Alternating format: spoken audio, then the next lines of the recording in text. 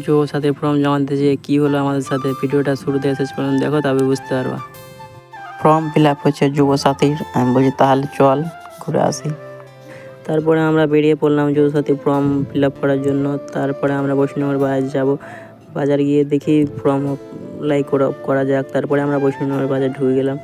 তারপরে বৈষ্ণবের বাজারে দেখি তারপরে এসে তারপরে আমি বলছি চল তাহলে অনলাইন দোকান। তারপরে আমরা অনলাইন দোকানের দিকে চলে গেলাম। তারপরে অনলাইনের দোকানে গিয়ে ফর্মটি ফিল আপ করবো, জেরক্স লাগবে কী। তারপরে আমরা জেরক্স করতে চলে এলাম। জেরক্স করলাম। জেরক্স করে বলছি চল তাহলে লাইন দিতে হবে বোধহয়।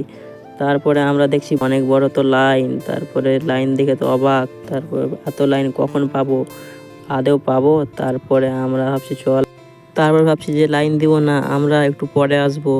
তারপরে ভাবলাম একটু পরে আসবো, তাই আমরা চলে গেলাম। একটু পরে যখন ফাঁকা হবে তখন আমরা এসে জমা দিয়ে চলে যাব। তারপর অনেকক্ষণ ঘুরে এসে বাজার থেকে দেখছি ফাঁকা হয়ে গেছে। তারপরে আমরা জমা দিয়ে পেয়ে নিলাম। তারপরে এখন আমরা বাড়ি চলে যাব। ভিডিওটা এখান দিয়ে শেষ করছি। ভিডিওটা ভালো লাগলে লাইক কমেন্ট শেয়ার করে দেবা। আর পেজটিতে নতুন হয়ে থাকলে ফলো করে দেবা।